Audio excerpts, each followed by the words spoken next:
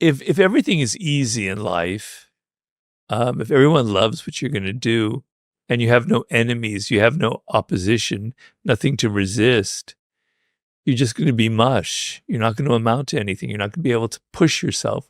You're not going to be able to change, evolve. Muhammad Ali said, if I didn't have Joe Frazier around, I would not have become the great boxer that I am. I mean, he would have been a great boxer anyway, but a nemesis like Joe Frazier put me on a much higher level. Is there not a line in Batman where the Joker says, I complete you?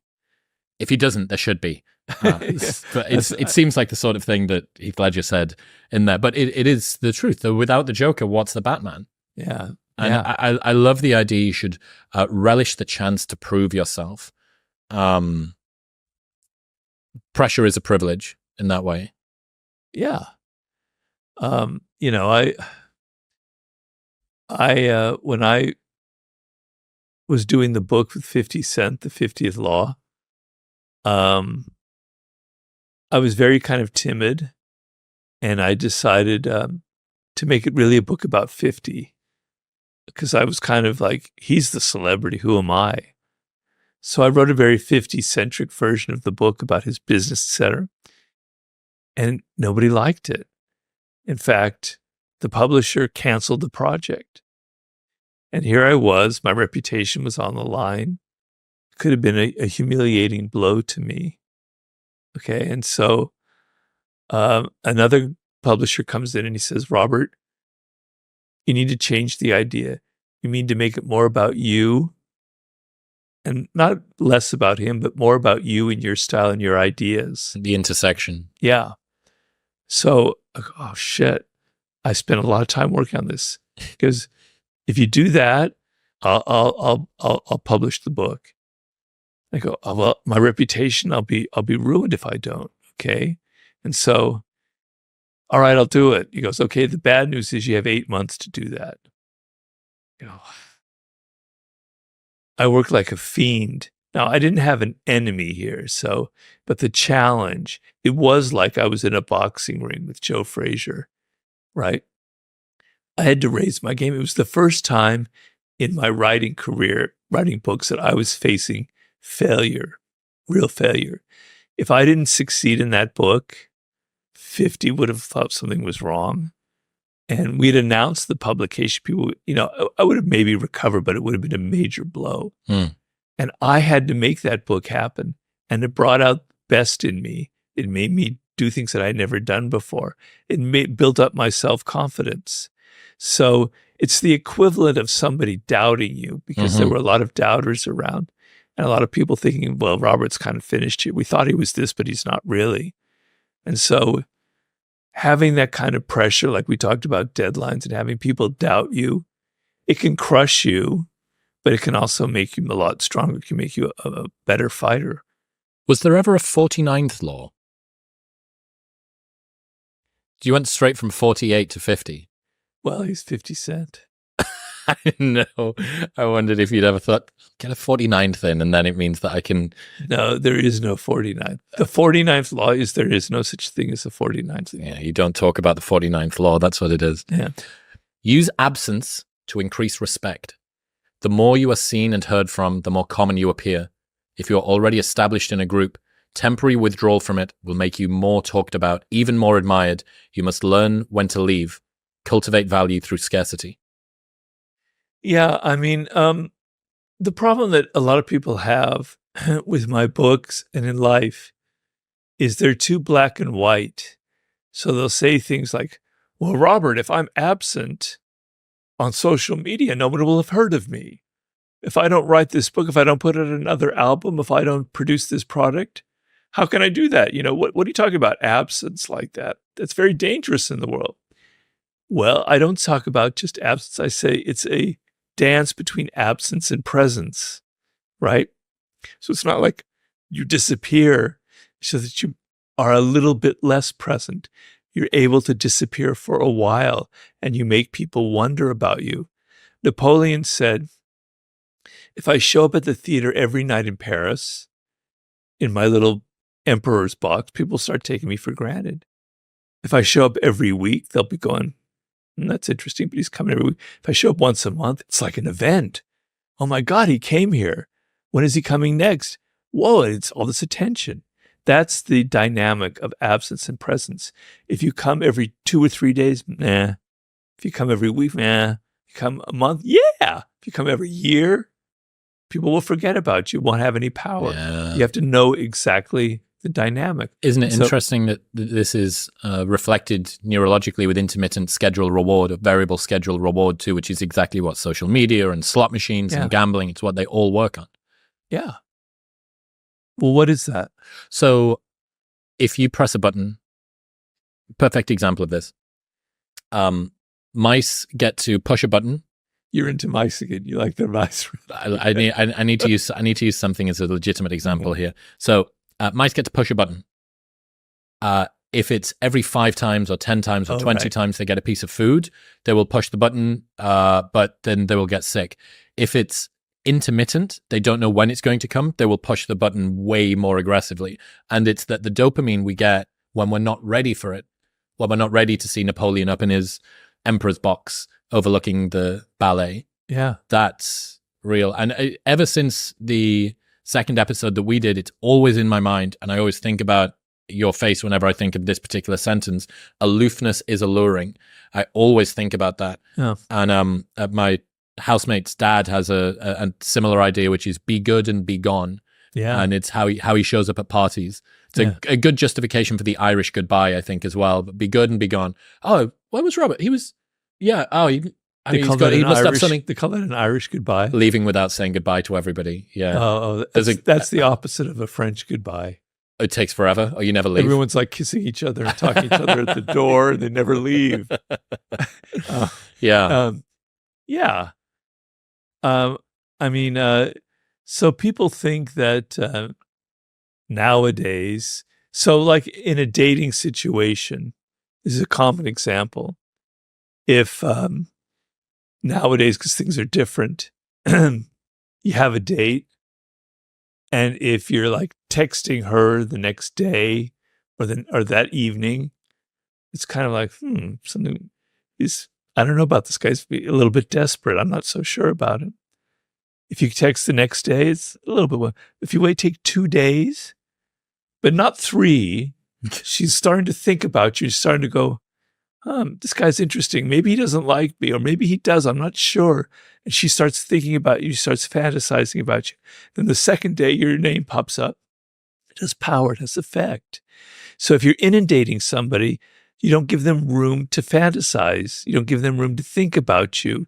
And then they start taking you for granted, kind of thing, So people say, yeah, but in the world, like celebrities will tell me, I had this one female rap star, I'm not going to say her name, who was saying, yeah, but Robert, in social media, I can't disappear. And I go, yes, you can. I mean, it was before the social media era, but Michael Jackson would disappear for several years before a record. Beyonce disappeared for like 2 years in between records, didn't produce anything. Then when she came out with a record, whoa, what a splash. You can still get away with it now. You just have to know the sweet spot. You have to know that maybe in social media, you can't disappear for a year or even a month. But if you do it for a week, people will notice it and they start thinking about you. So you have to kind of know how to play the game. I think there's a momentum build as well that perhaps is a price that you need to pay in the beginning. So there's a technique in erg rowing. So when you sit on one of those indoor rower things, concept 2, and what people will do in order to get the speed up more easily, they'll do little pulls, and then they'll do really long pulls, and that's when they start to get their power in. And I often think about that when it comes to people beginning anything. It's like, hey, if you haven't started your podcast, you don't get to be absent in the beginning. Yeah. Like that's just called not starting your podcast, right? Delaying the publishing of your first book is not you being aloof and alluring. It's you just not getting the work done. Yeah. So there is a price, there is momentum, inertia that needs to be accumulated. And then you break expectations. So this shows that I don't have the can to show you. I launched a product last year and we had fades, colored fades, orange to orange, or yellow to orange, yellow to green. And then the third can that we released was just pure white. And I wanted to break the pattern. I wanted to set expectations and then very quickly to break them. Right. And I thought about it kind of the same from a branding perspective there too. I think I have a convention. I think I know what to expect. Oh, that's a little bit interesting. That's different to what I would have thought. Yeah. Yeah, but you need to have created the setup for that. Precisely correct. Yeah. Precisely correct. Breaking a convention before you've set a convention is just being sporadic and sort of scattergunning everywhere. Whereas it would be like if you'd released an article that was one of the laws from 48 Laws, and then the next book was different or it was on a different topic, and you go, well, you haven't established enough of a style. I haven't got the expectation. You can't break an expectation that I don't yet have. And this is surprise as well. Well, that's why I say power is a game of psychology. So you have to master these very subtle and invisible rules of psychology. And so some people know it by instinct. They have a marketing sense that I need to break up expectations. If everything is always the same, there's no surprise. Okay? But you have to understand, you have to think about how people are going to respond. You have to understand the psychology involved. That surprise gets attention. That's what's not as expected stands out, and people are excited. They're interested in it. Okay? And also, creating viral effects is like the flip side of this, using absence and creating absence. So I talk about this in The Art of Seduction. If you pass by a restaurant where there's just one couple sitting there eating, you go, and the menu looks good and the reviews are good, you go, I don't think we want to go there. You go a few blocks further and there's this restaurant. People are packed, they're sitting there, they're all laughing, they're drinking.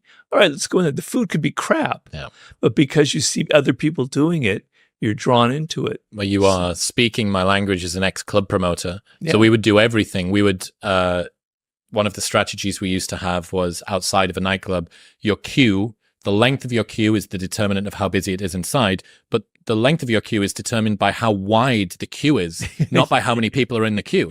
So we kept a too wide queue. So we would squeeze the barriers in, and these people would be going 2 by 2 like Noah's Ark, but we would be able to create a queue that was 100 yards long. Well, you see, now these are things you just knew instinctively. I don't know how some people maybe don't get that kind of thing, but that's the kind of psychology you want to play on. I talked about how in P.T. Barnum, he was a master of this. He had the Museum of Oddities in Manhattan, right? And the whole game was to get people inside, because once they were inside, there were all these odd, really weird shit in there that was so strange and interesting, these curiosities, these deformed, fetuses and animals. How do you get them inside? So he hired the worst possible band he could find to play really terrible music right near his museum. And they would be playing so loud that people would run inside the museum to escape this music. That's the kind of thinking, Machiavellian queue organizing. Yeah.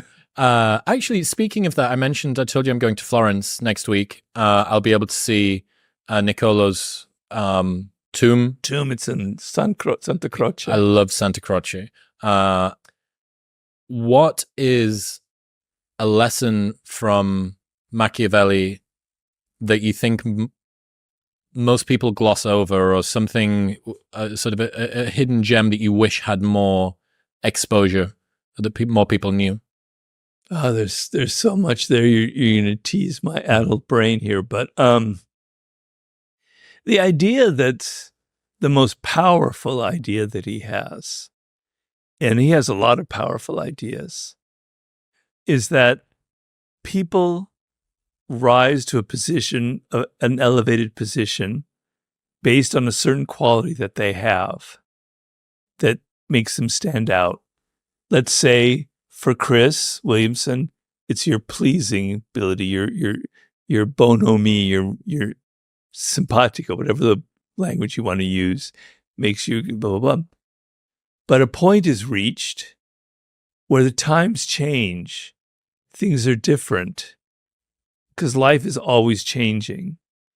And that thing that you relied on, that strength that you have, is no longer so in demand. It's not so interesting. The culture has moved on, but you don't know how to move on because you're addicted to the same way of doing things. Mm-hmm. So when he was saying what would be the perfect prince, to talk about the prince, like in his book, The Prince, would be a man or a woman, but this time it'd be a man who could continually adapt to circumstances, who just didn't have one form of power. He compared it, fortune is constantly shifting. You have to be able to shift with fortune and ride it and keep riding it upward and upward. That would be like a superhuman being who could always adapt to circumstances, not change who they are, not suddenly be a confident person who's now really timid, but to use your confidence in a different manner when the time asks for something different. And so in my consulting, most of the people who fail in life that I'm working with have reached a level of power, a position, but they can't go any further. They hit a ceiling because they don't know how to adapt. They only have one way of responding to circumstances. So we think of Machiavelli as this kind of rigid thinker with this sort of aggressive ideas. He's actually a very fluid thinker. And it's all about being fluid. One of his main metaphors is water, because, there was a river in Florence and he was sort of obsessed with currents, kind of like in a Sun Tzu, an Asian way, your ability to flow and change and adapt to circumstances. And I wish people understood that and weren't so rigid about everything that they do. They weren't so rigid in how they read the 48 laws of power. They weren't so rigid in their politics. They weren't so rigid in their creative life. So it's finding play again in some way, I suppose. Play. And it's come up a lot over the last year or so for me. I think that there is, not for me, I'm not doing it. Someone, maybe not you either, you're busy, should write a book about play, about reintroducing a sense of play, what it does from a sort of psychological health standpoint. Well, one of the greatest books ever written has already been written on that subject. It's a book called Homo Ludens by Dutchman Johann Huizinga, written in like the 30s, I think. Nobody could ever write a better book. He talks about the history of play, and he goes deeply into the psychology of it. It's one of the best books you can ever read. Wow, Homo, meaning man, ludens is playing. So it's playing man. Yeah. So, there's Homo sapiens, thinking about our brain. He's saying we're Homo ludens, we're the playing animal. It's an absolutely brilliant book. I could never top that. Thinking about Machiavelli, I had Dr. Alexander Lee on the podcast. So he wrote a phenomenal biography of Machiavelli. He came on the show. He's a historian. What was it called? I can't remember the name. I can't remember the name of his book. Anyway, he told me this story. I didn't realize that Machiavelli was such a tearaway. Sort of little Lothario here and there. Oh, he was a total seducer. Yeah, but he told me this story about him where he'd been on the road and I can't remember the term that he used, talks about something like a nuptial longing or something. It's this sort of very proper British, he's horny. Machiavelli's horny.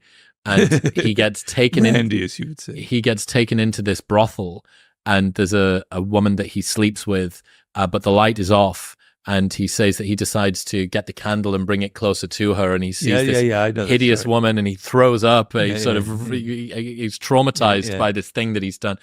And to hear Dr. Lee, the very sort of proper British historian, telling me this story about... Well, the thing is, what really gets my goat, what I can't stand is people use the word Machiavellian, and they have this image of him as this evil, conniving person, and they have the image of him and how he actually looks. He's like a rat, and he was an incredibly warm, humane human being who was really very funny and witty. He was a complete Renaissance man.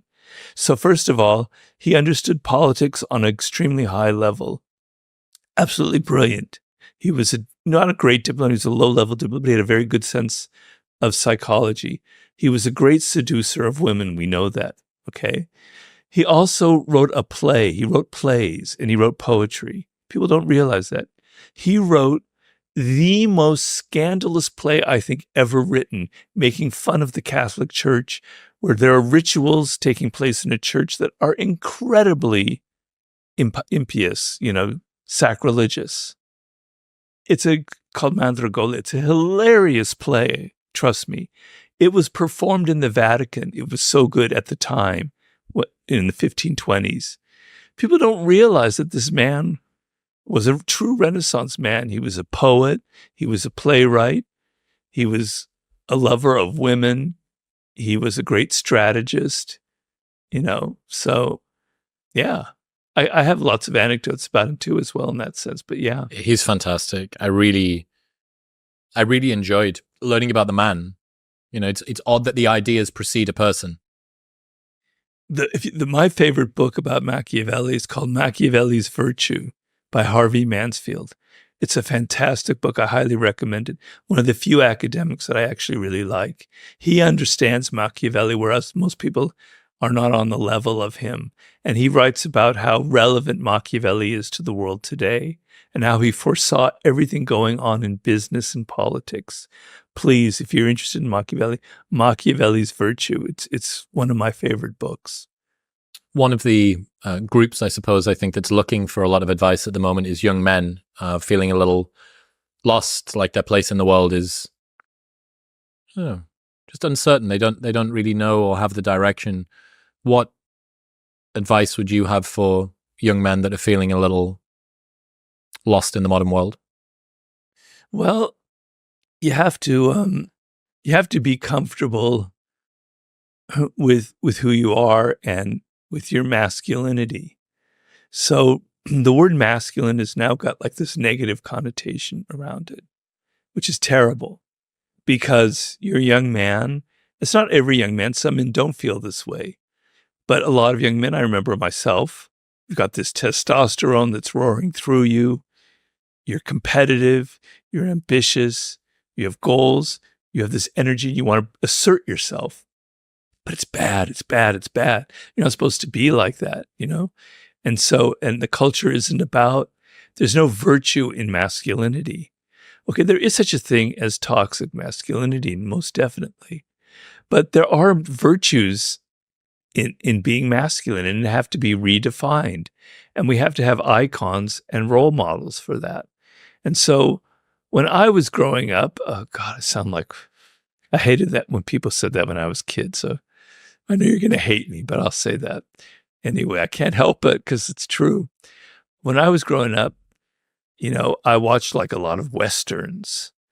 It was the silent hero kind of thing, the Gary Cooper thing. But my idea of masculinity growing up was a man who was in control of himself, who wasn't mean, wasn't pushing people around, who was decent, who treated women well. So treating women well is a masculine virtue, is a good thing. It comes from a position of strength. You're not insecure about your masculinity. You don't have to prove that you're a man by demeaning women, by pushing them around, by calling them whores and bitches, etc. You don't have to take the Andrew Tate path in life. You can respect women, and respecting them is a sign of your strength, is a sign of being secure in your masculinity. You don't need to put other people down to make yourself feel better. Okay, so we have to redefine these qualities, but there are no icons like out there. You either have the Andrew Tates out of there, or you have these wimpy men who are just so afraid of being masculine. Okay, your aggression, your assertiveness, your testosterone, it's a good thing. It's how things get done. It's what energizes you, what puts you in the world. What makes you ambitious. What makes you assert yourself and motivate yourself. It has to be channeled. It has to be disciplined. But you have to see, we were talking about our people-pleasing things and how you reframe it. You have to see who you are and see the virtue in it and see the power in that. And it's a cultural problem because men are very confused. I didn't have that confusion when I was growing up, So now it's very difficult because you're being told that all these things that you feel naturally are negative. they're only negative if you can't control them. So self-control is a very masculine quality. You're able to control yourself. You're able to control your passions. You're able to not talk too much if you don't need to talk too much. I'm not saying that women don't have, that the opposite is wrong. These are things that men naturally have because of their biology. And I'm sorry, I do believe in these things. But they're good. They're just how you use them that can be bad. And so I just wish there were more positive role models out there. I know I could be a real bastard. I could be a real asshole. I'm very competitive. When I play games, I like to win. And I can be a little bit mean about it. Okay. I mean, I'm a pleaser, but I like winning. I channeled it, all of my aggression, all of that testosterone. I'm not saying I have more than anyone. I just have normal amounts. I poured it into my books. I poured that edge, that aggression, that like, damn you, I don't really like you. I don't like the world, into the 48 laws of power, into here's how these is how people manipulate. These are how people can be bad and cruel. And damn it, I'm going to get all my aggression by exposing it and showing it and being as real and direct. I channel it into something as opposed to hurting other people kind of thing. So finding ways to channel your aggressive tendencies is a positive way of being a man. You have to find whatever that is. Sports is a great example, but there are other things as well. It feels a lot like alchemy in a way. Or actually, alchemy is taking something which is bad or useless and turning it into something which is valuable. This is taking something which is uncertain. It could go either way. You know, this desire for mastery, for conquer, for achievement, and using it to propel you forward and hopefully making the world a better place. There's no reason that your desire to pursue and conquer and become masterful in a thing has to leave the world worse. It's not some weird zero-sum thing where in order for you to become better, you need to take from the world. I think it's additive. Yeah. Yeah. I mean, you have to be smart, and you have to be in control of yourself, and you have to be disciplined. But let's just add discipline to one of those other masculine virtues. It just needs to be redefined. We need people out there, men and even women who feel comfortable with this, saying these are the virtues. These are the good sides of being a man and being masculine. And so even mastering things and even being competitive is not bad. You build a business that kicks ass, that does really well, that gives people certain things that they needed or they wanted. So it's just a matter of how you channel that energy and how you control it. And what the virtues are is self-control, not feeling like you have to put people down in order to raise yourself up, feeling confident, not having to boast. A terrible toxic masculinity quality is boasting and saying, look how much money I have, look how much women I've slept with, look at all this other thing. You're just talking. It's just a lot of hot air. That's not strong. That's actually weak. So many powerful qualities actually come from a position of great weakness and insecurity.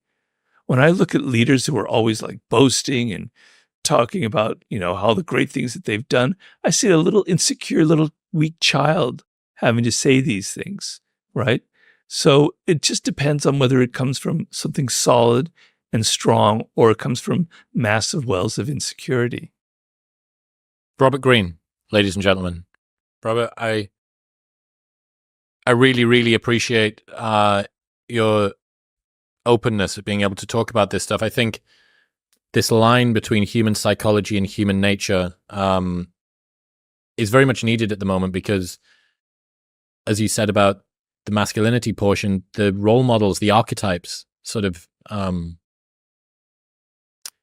previous lessons and channels that we would have run through, many of them have been thrown up in the air by technology, by changing social positions. And I'm looking forward to you getting this sublime, which I'm sure that you are as well, getting this sublime thing finished. Yeah. And then when it's finished, I'll be missing it. And ready to do the next one. What's your rough self-imposed submission date? Well, hopefully it'll be out in 2026. Okay. You're going to have to wait 2 years because it's going to take a year to finish and then a year to put it in shape. And I can say it's going to be a very weird book. Coming from you, that is a extra special claim. Yeah, it's the weirdest book, though, that I've ever written. Can you say why? Well, I'm trying to shake you up. I'm trying to make you not see the world in the same way. I'm trying to make you realize that you're looking at it in a very limited fashion. And so every chapter, I'm trying to challenge you and say that the world is different and actually much more exciting and interesting than you think it is. And so I would like to compare it to taking drugs without having to take the drugs, that it's going to kind of alter a little bit how you look at things as if you microdosed on something. This book's kind of like microdosing, So it's going to alter how you look at nature, how you look at animals, how you look at yourself, how you look at people, how you look at your own childhood, how you look at history, how you look at art and music, and then how you look at death. Death is the final chapter, obviously, because death is the ultimate sublime, something I know quite intimately. So it's going to be a weird book, and maybe it'll fail. Maybe I'll have 10 readers. Well, you've been certain over the last 8, so, Yeah, but this could be the one that fails. You never know. I've been thinking so much about awe and dread as 2 emotions that are pretty absent, and I imagine that they fit somewhere into the sublime. I think transcendent experiences like that are so important. I mean, I know we're at the end here, but the sublime is an unusual thing because it's a combination of pain and pleasure, of awe and terror, and these 2 things in the human body, and I analyzed the neurology, the physiology of it, create a kind of vibratory effect in you, where if it were just beautiful and pleasurable, well, okay. If it were just painful, but the combination of the 2 is startling, and it makes you look at it, and it has an effect on your body, and it gives you chills, And so, like when you look out at the night sky, it's infinite, it's awesome, but I'm so small, I'm so tiny, insignificant, I'm so meaningless. Yeah. Put those 2 together, and you have the sublime. Knowing yourself and knowing what makes you different, and knowing these are things you can't really change. So my wanting to be a writer, or Tiger Woods wanting to be a golfer when he's like 2 years old, there's probably some genetic component in it. And maybe there's some early bonding, but there's probably a genetic component to it. You can't control it. It's who you are. And maybe that you can't control it is a good thing. And maybe it's there for a reason. And maybe if you wanted to do something else, it wouldn't work out. So my knowing that I wanted to be a writer instead of, a businessman or a lawyer like my parents wanted to be, probably saved my life, to be honest with you. So knowing what makes you different is kind of going to guide you past these dangerous moments in life, and make you want to change who you are, because you feel social pressure to change who you are. Yeah. To regress to this imaginary mean. Yeah, 2 elements I think of me that are genetically predisposed, or at least very deeply embedded. The first one is I've always liked to talk and ask questions. And as a child, I always used to get in trouble in school because, unfortunately, my voice appears to carry further than everybody else's. So even though the naughty kids would be genuinely being naughty, poking other people with fucking protractors or something, I would be the one that was heard. Even though I wasn't misbehaving as much, I would be the one that was heard. You're being nosy. Children should be seen and not heard. You stop being so why are you asking all of these questions? Would be one of them. And the other one is solitude. I'm an only child. I spent a lot of time listening to audiobooks in my room, playing with toys on my own, throwing a ball off the wall and seeing if I could kick it off that wall and then catching it. Hours and hours because I didn't have anybody else. For me too. Didn't have anybody else to play with. And you think, well, God, you know, the things that you're punished for when you're a child, or the things that you think are malignant when you're a child, you're often rewarded for if you can just find a way to alchemize them as an adult. So I'm sure that your ability to sit and read or go to a cabin or write in your room and nobody's come and gone and you haven't noticed, and you think, well, my solitude as a child was maybe something that I lamented or that I saw as a weakness or something like that. And yet it's a superpower when I become an adult, if I can find the way to channel it. And the same thing for the question asking or the listening to audiobooks. You know, what's the 2024 internet version of an audiobook? It's a podcast. It's what I'm doing right now. Yeah. Yeah. You know, it really just comes down to being aware of who you are, what makes you different, and being comfortable with it. And so you're going to have moments where you're not comfortable with it and you want to conform and you want to be like other people. And, you know, you went through that and I went through that in adolescence in particular, on through the 20s. You make some changes to things because you think it's cool, but you keep coming back. You keep coming back to being alone. You keep coming back to throwing the ball against the wall in some metaphorical way. No. I kid you not. The way that I like to relax now in between sessions of work, I get a tennis ball and throw it against a wall. It's the most bizarre thing.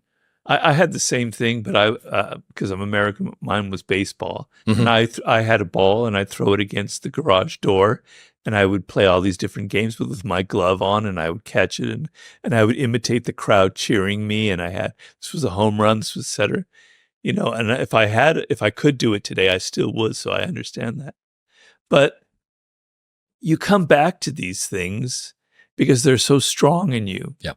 And you can't help it. And they give you relief and they give you comfort and they're who you are. And so it all comes down to, do you come back to these things or do you change because of the pressures of other people? And what is the difference? Why are some people like that and some people are not? And that's the $1 million question. I think it's swimming upstream or swimming downstream is working against or working with your nature. Yeah. And trying to find a way to make it work for you as opposed to trying to change it so that you can find a way to make it work. Yeah. Makes a lot of sense. Sean Puri, who does My First Million, very, very smart guy. I remember one of the first conversations I ever had with him on Zoom. He had a sort of small leather black basketball in his hand, and we were just talking, and he was a little bit further back in his desk, and he was tossing it like this and rolling it along the desk, and sort of you throw it in the air. Like, what? So it wasn't like we were writing anything. It was a casual conversation between friends. I said, what are you doing? He says, I grew up playing basketball. I'm happiest with a ball in my hand. Yeah. And I thought, holy fuck, that's me. Every time that I go to the park, if there's a tennis ball, that's now mine for the rest of it. And I'll bounce it in my hands until we finish up. And then I'll, the tennis ball charity pool that it goes back into the park. Yeah. And I thought, holy fuck. So I came up with a name for that, which is a weirdness role model. And it's somebody who does a thing that sort of breaks the ceiling on what you thought was acceptable behavior. You've seen this guy do a thing and you go, oh my God, like maybe I could have a ball on my desk. Maybe I could have a tennis ball or a cricket ball on my desk. And that means that I can, because I've seen this guy do it, and it's a weirdo role model or a weirdness role model. Yeah, yeah. Well, I think we all need that in our life. People who are different. I remember in high school, I had an English teacher who kind of changed the course of my life. And he was very weird. He was very different. His way of thinking was different, and how he talked about writing and literature was very odd. And other students hated him, and I thought he was just fantastic. So it's kind of interesting what you said. There was a role model I could see, and he was just a high school teacher, so it wasn't like a career path for him, but I could see that having that kind of quality was a good quality, and I was attracted to it. Traveling should be about the journey, not the chaos of packing, which is why I have been using Nomatic's Backpack and Carry-On Pro for over a year now. This thing is the best backpack on the planet. I did an entire month on tour on just hand luggage alone. It's like the Swiss Army knife of travel packs. They've got pockets for your laptop, your clothes, your snacks. It is so well organized that even your toothbrush feels important, and the amount of thought that they've put into every pouch and zipper is incredible. It's beautifully designed, it's not over-engineered, and it will literally last you a lifetime with their lifetime guarantee. So this is the final backpack that you will ever buy. Plus, they also offer international shipping, free shipping on orders over $49 in the United States, and if you don't like it for any reason, you can return or exchange it within 30 days. So you can buy it completely risk-free, fill it with all of your possessions, and if you don't like it, they'll give you your money back. Right now, you can get a 20% discount by going to the link in the description below or heading to nomatic.com/modernwisdom and using the code MW20 at checkout. That's nomatic.com/modernwisdom and MW20 at checkout. You are your own worst enemy. You waste precious time dreaming of the future instead of engaging in the present. Since nothing seems urgent to you, you're only half involved in what you do. Yeah. Well, I like to think of who the human animal is. I like to take this out of the little specific and go into the meta area here. And what it meant to be human. We're a very creative species, right? We have language, we have consciousness, we have immense powers. Those powers developed under the pressures of necessity, of having to get things done, of having to survive in a very brutal, ruthless world where a leopard could pop out tomorrow and eat me, where there were dangers all around, where there was food was scarce. And under the pressure, we had to think, we had to be creative, we had to be inventive, we had to be strategic. The human brain evolved under immense amounts of pressure, okay? That's how the brain works. And I almost like to think of it in terms of barometric pressure. So in your brain, when you're feeling that barometric pressure, it's like, I got to get this done or I'm going to fail and this project won't happen and people will laugh at me. You work like a fiend. Energy, your whole body responds, right? Your blood gets moving. You accomplish things that would normally take you months. You do it in days because you feel that pressure. You take away that pressure and you don't know what to do. And I've got like 3 years, I could do this or that. Another, you just wander around, you're lost. You have no energy, you have no focus. You know, you're maybe playing video games, maybe you're watching porn, you're kind of distracting yourself in the moment. But it's, but your energy is just being dissipated in like 20 different directions. So your brain needs pressure. It needs constant pressure. And stress and pressure is not a bad thing. We have this thing where we feel like stress is bad. It's bad for you. Bad. You know, you need to relax, man. You need to chill. Stress will kill you. No, being bored will kill you. Not having anything to do will kill you is much more dangerous than stress. Yes, you can work too hard. You can work where there's no soul involved. I work like a fiend because I'm writing a book and it's a very hard process for me. And I'm working far too much, but man, I love it. It's fantastic, right?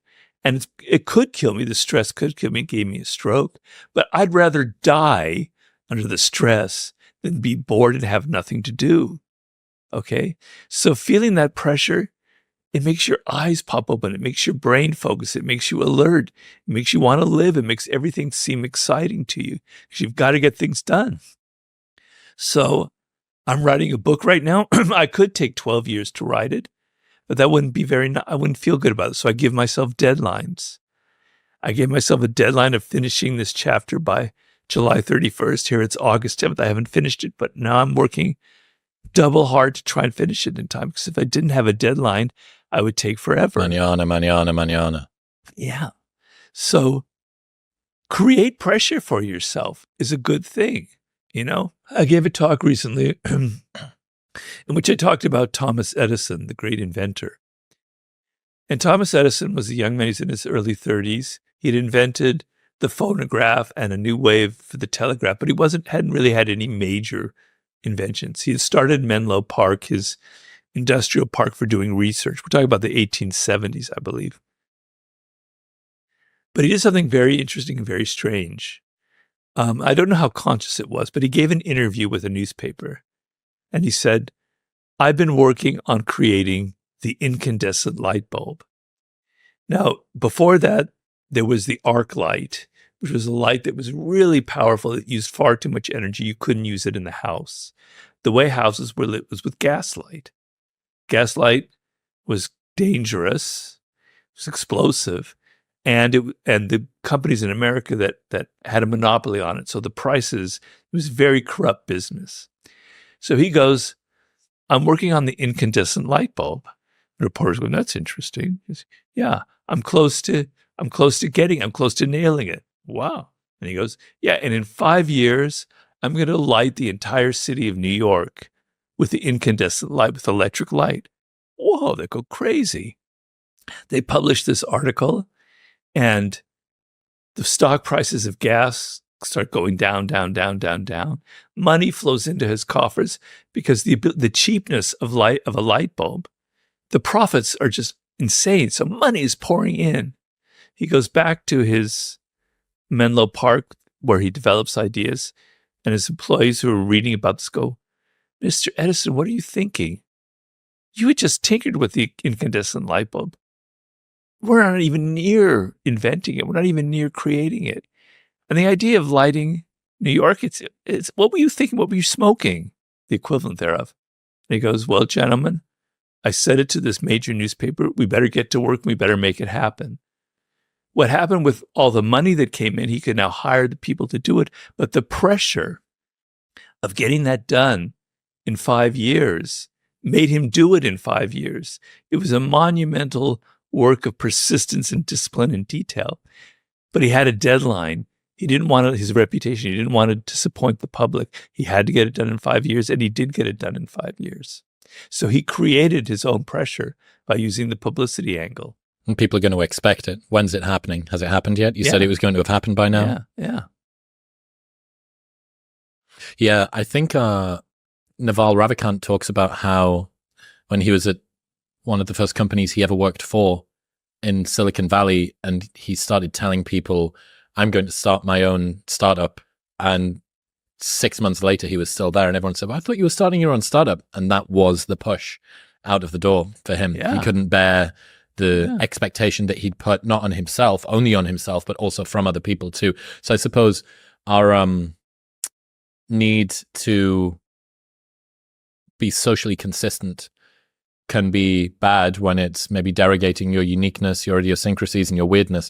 But if you can funnel it to motivate you to go forward. Yeah. It's the reason why, I don't think that I would be particularly successful being a journalist, for instance, despite the fact that I do 3 episodes a week it's been 4 years that we've done that. It's been 6 years the show's been going.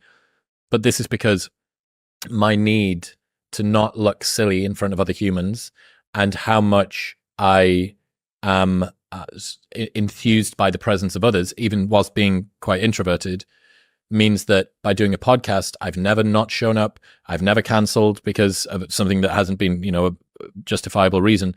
Because I don't want to look silly in front of the person I'm sat opposite. If it was me and a blank piece of paper, God, the motivation to do that, 3 times a week, I need to come up with a new column of 1,000 words.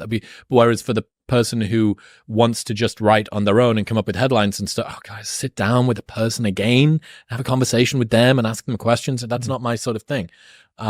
So yeah, being able to use the social mores to kind of pull you to where you want to be, to understand again your own fallibility and insecurities, and attach those like a south and a north magnet, sort of use that to pull you along.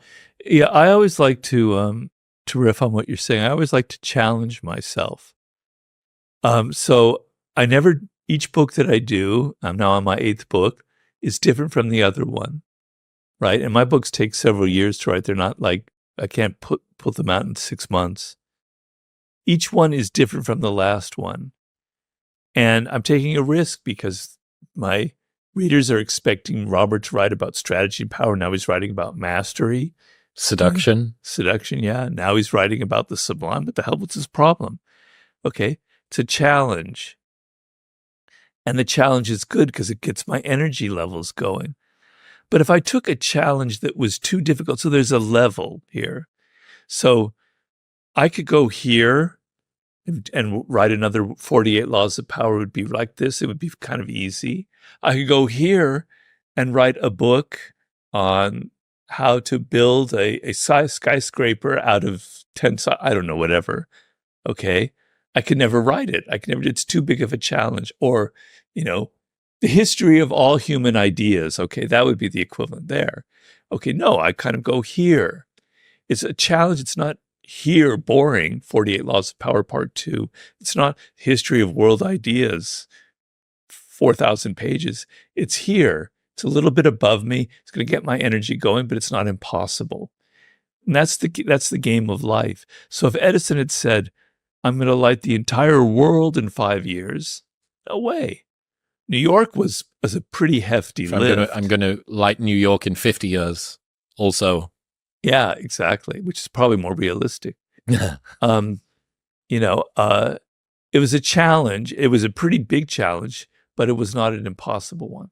We'll get back to talking to Robert in 1 minute, but first, I need to tell you about AG1. In my quest for the best greens drink on the planet, I went through just about every single option, and after a year of testing, I found AG1. 3 years later, I still use it every single day because it is so much more than just greens. It is the most comprehensive, highly tested, and rigorously formulated supplement I've ever found. With one single scoop of AG1, you're replacing multiple health supplements like multivitamins, digestive aids, immune supports, and more. It is NSF certified, meaning that even Olympic athletes can use it. There is a 90-day money-back guarantee. So if you've heard about AG1, you're thinking about trying it, you can buy it completely risk-free. Try it for 89 days, and if you do not like it, they will give you your money back. Plus, they ship internationally. Right now, you can get a year's free supply, vitamin D3 and K2, 5 free AG1 travel packs, plus that 90-day money-back guarantee by going to the link in the description below or heading to drinkag1.com/modernwisdom. That's drinkag1.com/modernwisdom. It is a curse to have everything go right on your first attempt. Yeah, the proverbial one-hit wonders. What happens is, there was a real syndrome in hip hop. And, I talked a lot about that with 50, where you come from the hood and you've never had any kind of money. And then overnight, you've got, 6 figures, 7 figures. You've got women like, left, right, and center coming to you.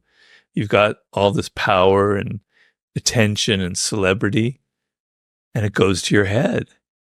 And you start partying, and you start thinking, okay, I better put out another album. But you get a little bit conservative now because you want to keep going, and you think that you've got a formula for it, right? And then your second album doesn't do nearly as well. But if that first album didn't do well and you were smart about it, it would have taught you a valuable lesson about the music industry. So 50, he did his first album called Power of the Dollar. And I have a kind of a bootleg copy of it he gave me. And it's absolutely fantastic. It's available now pretty much on the internet. It's absolutely fantastic. But right before it was to be launched, he got shot, and the producers dropped him on the album. They didn't release it, and they dropped him from Columbia Records. It's too dangerous. It was a drug beef, and we can't have this guy touring if there's going to be violence. And so he was thinking, the failure, instead of it had been a big hit, would have gone to his head. Who knows what would have happened to him. Here he was, like, completely back to square zero. In fact, worse, he had nothing. He did all this work, and he had this price on his head, and nobody would come near him. And he wanted to learn what the lesson was from this failure. And it wasn't his fault, although it sort of was, because he had been a crack dealer, and it was like a previous beef that he hadn't really resolved. So, it was maybe partially his fault. Anyway, he goes, Well, the lesson is I can't be dependent on a record label. They're too conservative. They're too cautious. I'm somebody who lives on the edge. My music plays on the fact that I was a crack dealer, that I live dangerously, that I'm the real thing, that I'm not a fake gangster. I'm the real thing. Okay. So what am I going to do? I'm not going to put out a record. I'm going to do mixtapes, and I'm going to sell them on the streets of Queens and then Brooklyn and then Manhattan. Just these little tapes, these singles. And I'm going to be as violent. His first one that he puts out is called Fuck You. He's saying, fuck you to everybody who ever doubted me. Fuck you who tried to kill me. Fuck you to the record labels, pardon my language, etc. So he learned from that. He learned not to take success for granted. And he built on that. And so he's not a one-hit wonder. So sometimes success when you're in your 20s is the worst thing that can happen to you, because you have no discipline, you have no perspective, you think it's just going to keep going the way it is, you're not aware of all the dangers out there, you don't have life experience enough to realize how things can turn on you very quickly. If I had been given the chance to write the 48 Laws of Power when I was in my 20s, and I had success, it would have ruined me. I probably wouldn't have had success. Why? Because I wasn't ready for it. Look, Chris, I had so much failure until I was essentially 39 years old, pushing 40, that I had perspective, that I know what it's like to fail. And so when I had success, it wasn't like, wow, I'm the greatest thing that ever happened. I can just live off this forever. My next book's going to be fantastic. No, I have a little voice in me that says, Robert, you failed so many times, you're probably going to fail again. Right? You've seen so many people in Hollywood who started off hot and bombed. I had experience to know that I can't take this for granted. I have to be careful. I have to be strategic. I have to build on it and not let the success go to my head. And it didn't go to my head. When I wrote The Art of Seduction, I was so worried that book would fail. I was certain it was going to fail. I felt that way about every single book I've ever written. I still feel that way. This next book, certain, it's doomed to failure. I better make it the best book of all. So, if you can get drunk on your success, and don't get high on your own supply was the phrase that 50 would always say. So, you want to keep your feet on the ground. You want to know that failure is nipping at your buds. That your next podcast, Chris, could be the worst one of your life. You'll say the wrong thing, and suddenly everything will start cratering. Mm-hmm. That keeps you on the edge, and you don't take your success for granted. Yeah, I'm very glad when I look back at the period that when we first spoke, up until the second time that we spoke. So it was about episode 78.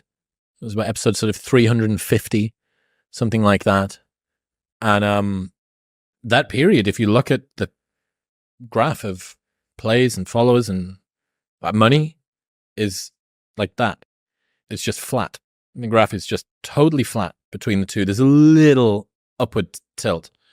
And it's the law of anything which becomes exponential, that as you start to zoom out more, it makes the very beginning look even more paltry. And it's that up to there, but that's only been the last 2 years. Oh, I see. 2.5 years. It's there. And I tell this story that there was days in 2018, the year that we launched the show, where we'd been going for maybe 10 episodes, 20 episodes, something, we're halfway through the first year. And there was days where we'd do no plays. I'm still releasing weekly episodes, and there was days where there would be no plays. My mum listened to every episode, and I got friends. I'm still in the guilt-ridden, you should listen to my new thing, and 0 plays, nothing. I'm like, that's insane. And I'm glad. It makes me, every time that I get to find a random garage in the middle of LA and think, we get to light this and make it look like a cinema movie, like a Hollywood movie in Hollywood. How cool is that? Yeah. And it's framed up against something which is smaller. There's a documentary that I'd really love to get you to watch. It's called How I'm Feeling Now by Lewis Capaldi. So he's a Scottish singer. You would recognize a ton of his songs. And basically it charts this challenge that he has. Scottish dude, a very non-typical, like a chubby young guy. He's not like a heartthrob or anything, with Scottish accent as well, and very self-deprecating, which is charming. He's charming in that way. But he writes these songs when he's 17. He's playing them in working men's pubs all around Scotland. And then he gets picked up by Universal Records and he releases this album, and it goes beyond interstellar, just the biggest, billions and billions of streams. And he does a world stadium tour and Glastonbury main stage, everything. And then he has to do a second one. He has to do it again. And the stress of another album. Yeah. He has to do a second album. And this is an interesting twist, I think, on it's a curse to have everything go right on your first attempt, because he is someone that I think did learn the right lessons from it going right.